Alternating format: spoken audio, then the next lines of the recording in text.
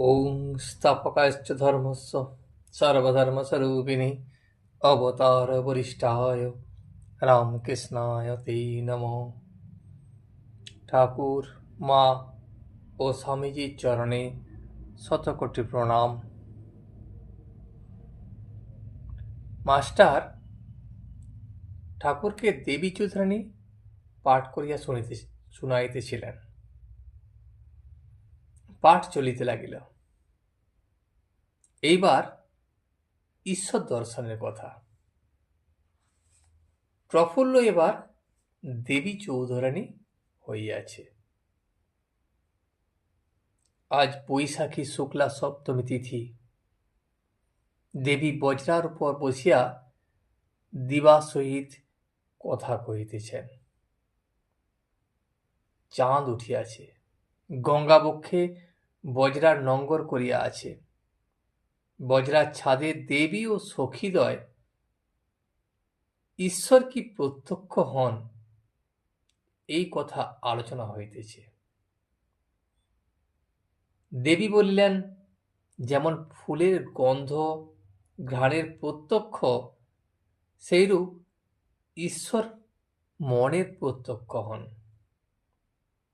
ঈশ্বর মানস প্রত্যক্ষের বিষয়।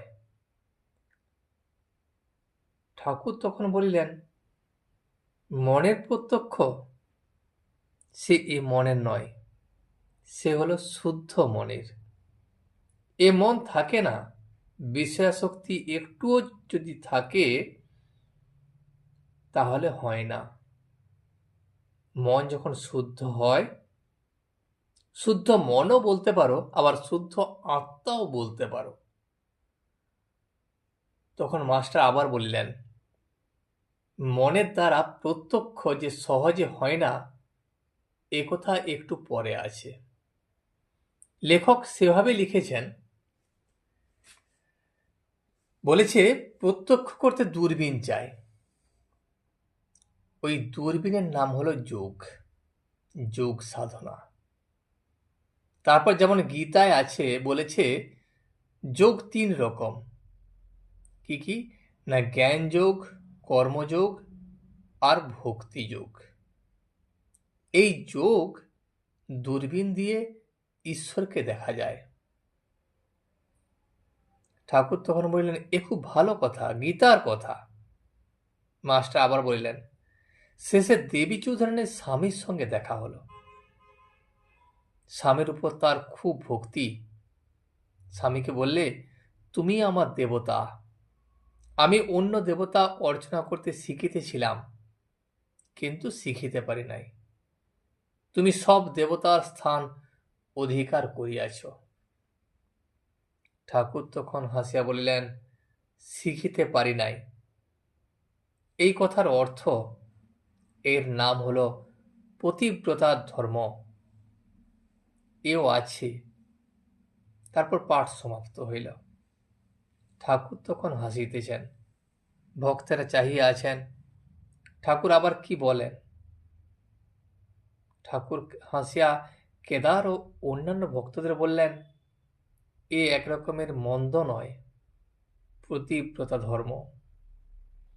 প্রতিমায় ঈশ্বরের পূজা হয়, আর জীবন্ত মানুষে কি হয় না?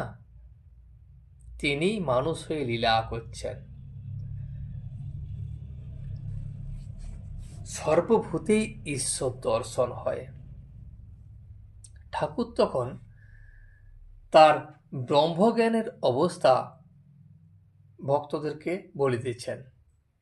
তখন কি অবস্থা গেছে, হরগৌরী ভাবে কতদিন ছিলুম, আবার কতদিন রাধাকৃষ্ণ ভাবে, কখনো আবার সীতারামের ভাবে। রাধার ভাবে কৃষ্ণ কৃষ্ণ করতুম, আর সীতার ভাবে রাম রাম করতুম। তবে লীলাই শেষ নয়। এই সব ভাবের পর বললুম, মা, এসব বিচ্ছেদ আছে, যাতে বিচ্ছেদ নাই, আমাকে এমন অবস্থা করে দাও। তাই আবার কতদিন অখণ্ড সচ্চিদানন্দ এইভাবে রইল। ঠাকুরদের ছবি সব ঘর থেকে বার করে দিল। তখন তাকে সর্বভূতে দর্শন করতে লাগলো। পূজা উঠে গেল। এই বেল গাছ, বেল পাতা তুলতে আসতো। একদিন পাতা ছিঁড়তে গিয়ে খানিকটা আঁশ উঠে এলো। তখন দেখলাম গাছ চৈতন্যময়। মনে খুব কষ্ট হলো। তারপর দুর্বা তুলতে গিয়ে দেখি আজ সেরকম করে তুলতে পারিনি। তখন রোগ করে তুলতে গেলাম। আমি লেবু কাটতে পারি না।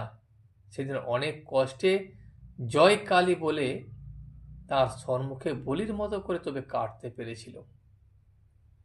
একদিন ফুল তুলতে গিয়ে দেখিয়ে দিলে গাছে ফুল ফুটে আছে, যেন সম্মুখে বিরাট। পূজা হয়ে গেছে, আর বিরাটের মাথায় ফুলের তোড়া। আর আমার ফুল তোলা হলো না। তিনি মানুষ হয়েও লীলা করছেন, আর আমি দেখি তিনি সাক্ষাৎ নারায়ণ। কাঠ ঘষতে ঘষতে যেমন আগুন বেরোয়, ভক্তির জোর থাকলে মানুষেতেই ঈশ্বর দর্শন হয়। তেমন টোপ হলে বড় রুই কাতলা কপ করে খায়। প্রেমোন্মাদ হলে সর্বভূতে সাক্ষাৎকার হয়। গোপীরা সর্বভূতে শ্রীকৃষ্ণ দর্শন করেছিল।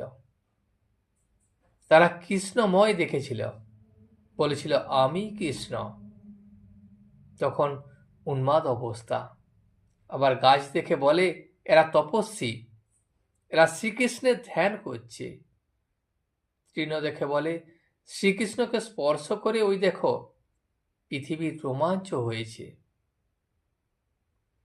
পতিব্রতা ধর্ম, স্বামী দেবতা, তা হবে না কেন? প্রতিমায় পূজা হয়, আর জীবন্ত মানুষে কি হয় না? প্রতিমায় আবির্ভাব হতে গেলে তিনটি জিনিসের দরকার।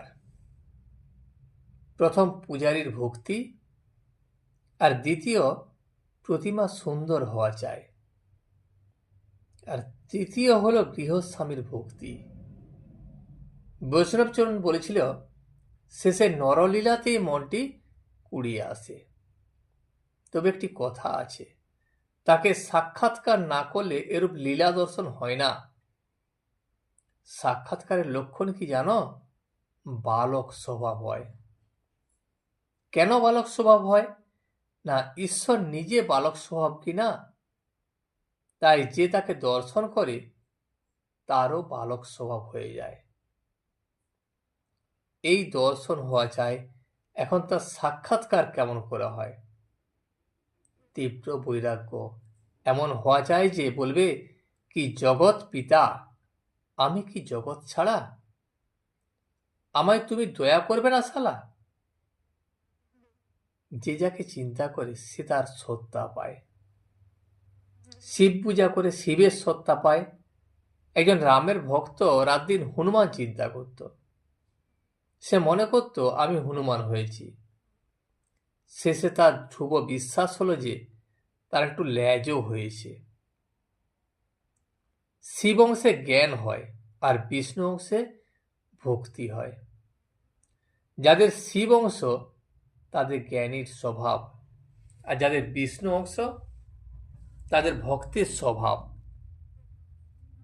মাস্টার তখন বলিলেন চৈতন্যদেব, তার তো আপনি বলেছিলেন জ্ঞান ও ভক্তি দুই ছিল। ঠাকুর একথা শুনিয়া বিরক্ত হইলেন এবং বলিলেন তাঁর আলাদা কথা, তিনি ঈশ্বরের অবতার, তার সঙ্গে জীবের অনেক তফাৎ। তার এমন বৈরাগ্য যে সার্বভৌম যখন জিভায় চিনি ঢেলে দিলে চিনি হাওয়াতে ফরফর করে উড়ে গেল, একটুও ভিজল না। সর্বদাই সমাধিস্থ, কত বড় কামজয়ী, জীবের সহিত তাঁর তুলনা। সিংহ 12 বছরে একবার রমণ করে, কিন্তু সে মাংস খায়। আর চড়ুই কাঁকর খায়, কিন্তু রাত দিনই রমণ করে। তেমনি অবতার আর জীব, জীব কাম ত্যাগ করে, আবার একদিন হয়তো রমণ হয়ে গেল, সামলাতে পারে না। মাস্টারকে বললেন, লজ্জা কেন? যার হয় সে লোক পোক দেখে, লজ্জা ঘৃণা ভয় তিন থাকতে নয়। এসব পাস, অষ্টপাস আছে কি না? যে নিত্য সিদ্ধ তার আবার সংসার ভয় কি? ছক বাঁধা খেলা, আবার ফেললে কি হয়?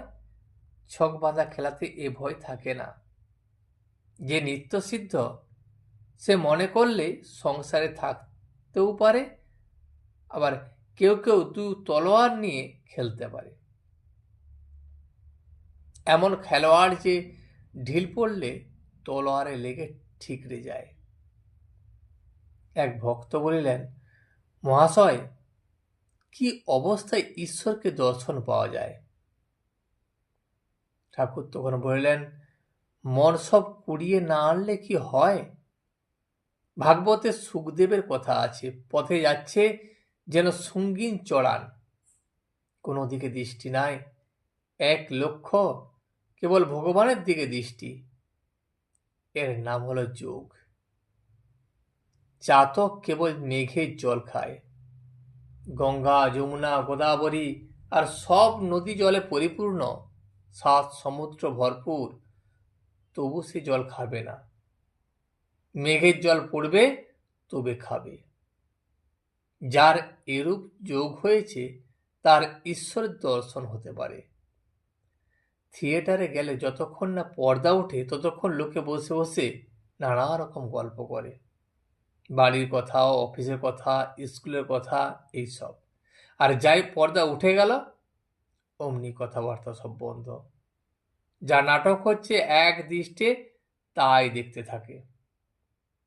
অনেকক্ষণ পরে যদি এক আধটা কথা হয় সেটা নাটকেরই কথা। মাতাল মদ খাওয়ার পর কেবল আনন্দেই কথা কয়।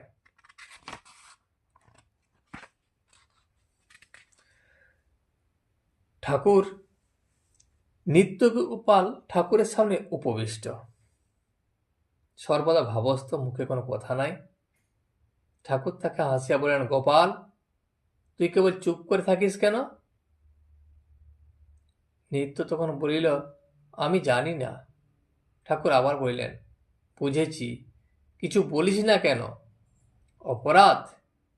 বটে বটে, জয় বিজয় নারায়ণের দ্বারি সনক সনাতনী তনাদি ঋষিদের ভিতরে যেতে বারণ করেছিল। এই অপরাধে 3 বার এই সংসার থেকে জন্মাতে হয়েছিল। শ্রীদাম গোলকে বিরজার দ্বারী ছিলেন। শ্রীমতী কৃষ্ণকে বিরজার মন্দির ধরবার জন্য তার দ্বারে গিয়েছিলেন, তার ভেতরে ঢুকতে চেয়েছিলেন। শ্রীদাম ঢুকতে দেয় নাই, তাই শ্রীমতী শাপ দিলেন, তুই মত্তে অসুর হয়ে জন্মাগে যা। শ্রীদামও শাপ দিচ্ছিল, কিন্তু একটি কথা আছে, ছেলে যদি বাপের হাত ধরে তাহলে খানায় পড়লেও পড়তে পারে, কিন্তু বাপ যার হাত ধরে তার ভয় কিসের? শ্রীদামের কথা ব্রহ্মবৈবর্ত পুরাণে আছে। কেদার এখন ঢাকায় থাকেন, তিনি সরকারি কর্ম করেন। আগে কর্মস্থল কলিকাতায় ছিল, এখন ঢাকায়। তিনি ঠাকুরের পরম ভক্ত।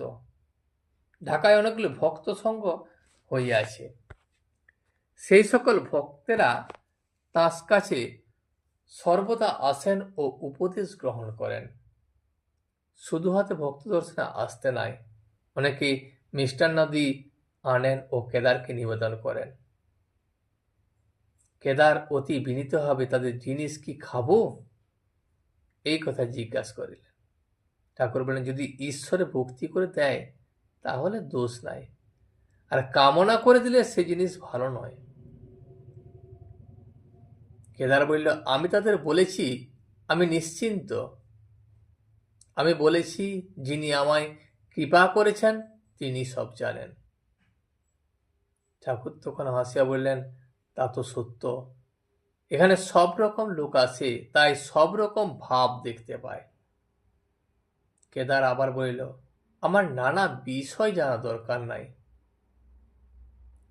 ঠাকুর হাসিলেন এবং বলিলেন, নাগু, সব একটু একটু চাই। যদি মুদির দোকানে কেউ করে, সব রকম রাখতে হয়। কিছু মসুর ডালও চায়, হলো খানিকটা তেঁতুল, এসব রাখতে হয়। আর বাজনার যে ওস্তাদ, সে সব বাজনা কিছু কিছু বাজাতে পারে। ঠাকুর এবার ঝাউতলায় বাজছে গেলেন। একটি ভক্ত গাড়ু হাতে সেইখানে রাখিয়া আসিলেন। ভক্তেরা এদিক ওদিক বেড়াইতেছেন, কেউ বা ঠাকুরের ঘরের দিকে গমন করিলেন, কেহ কেহ পঞ্চবটিতে ফিরিয়া আসিতেছেন। ঠাকুর সেখানে আসিয়া বললেন, 2-3 বার বাজছে গেল, মল্লিকের বাড়ি খাওয়া, ঘোর বিষয়ী লোক, তাই পেট গরম হয়েছে। ঠাকুরের পানের ডিবে পঞ্চবটির চাতাল এখনো পড়িয়া রহিয়াছে, আরো 2-1টি জিনিস। শ্রী রামকৃষ্ণ মাস্টারকে বলিলেন, ওই ডিবে আর কি কি আছে ঘরে আনো। এই বলিয়া ঠাকুর শ্রীরামকৃষ্ণ নিজের ঘরের দিকে দক্ষিণাস্য হইয়া যাইতে লাগিলেন। আর ভক্তেরা সঙ্গে সঙ্গে পশ্চাতে আসিতেছেন, কাহারো হাতে পানের ডিবে, কাহারো হাতে গাড়ু ইত্যাদি। ঠাকুর মধ্যাহ্নের পর একটু বিশ্রাম করিয়াছেন। 2-4টি ভক্ত আসিয়া বসিলেন। ঠাকুর তখন ছোট্ট খাটটিতে একটি ছোট্ট তাকিয়া হেলান দিয়া বসিয়া আছেন। একজন ভক্ত তখন জিজ্ঞাসা করিলেন, মহাশয়, জ্ঞানে কি ঈশ্বরের অ্যাক্টিভিটিস গুণ জানা যায়? ঠাকুর বললেন, সে এ জ্ঞানে নয়। অমনি কি তাকে জানা যায়? সাধন করতে হয়। আরেকটা কোনো ভাব আশ্রয় করতে হয়, দাস ভাব। ঋষিদের শান্ত ভাব ছিল, জ্ঞানীদের কি ভাব জানো? স্বস্বরূপকে চিন্তা করা। ঠাকুর আবার একজন ভক্তকে জিজ্ঞাসা, তোমার কি? ভক্তটি তখন চুপ করিয়া রহিলেন। ঠাকুর হাসিয়া বলিলেন, তোমার 2 ভাব, স্বস্বরূপকে চিন্তা করাও বটে, আবার সেব্য সেবকের ভাবও বটে। কেমন, ঠিক কি না? ভক্ত তখন হাসিয়া কুণ্ঠিতভাবে বলিলেন, আজ্ঞে হ্যাঁ। ঠাকুর হাসিয়া জিজ্ঞাসা বলিলেন, তাই হাজরা বলে, তুমি মনের কথা সব বুঝতে পারো। ও ভাব খুব এগিয়ে গেল হয়, প্রহ্লাদের হয়েছিল, কিন্তু ও ভাব সাধন করতে গেলে কর্ম চায়। একজন কুল গাছে কাঁটা টিপে ধরে আছে, হাত দিয়ে রক্ত দরদর করে পড়ছে, কিন্তু বলে আমার কিছুই হয় নাই, লাগে নাই। জিজ্ঞাসা করলে বলে, বেশ বেশ। একথা শুধু মুখে বললে কি হবে? ভাব সাধন করতে হয়। ভক্তেরা ঠাকুরের কথামৃত পান করিতেছেন। আজ এই পর্যন্তই। ভিডিওটি শেষ পর্যন্ত দেখার জন্য আপনাকে অসংখ্য ধন্যবাদ। ভিডিওটি যদি আপনার ভালো লেগে থাকে তাহলে একটা লাইক, কমেন্ট এবং বন্ধুর সাথে শেয়ার করে দেবেন। সাবস্ক্রাইব করে পাশে থাকা বেল আইকনটি বাজিয়ে দেবেন, যাতে আপনাদের নতুন ভিডিওগুলি সর্বপ্রথম আপনার কাছে পৌঁছে যায়। জয় শ্রী রামকৃষ্ণ, জয় শ্রী রামকৃষ্ণ, জয় শ্রী রামকৃষ্ণ।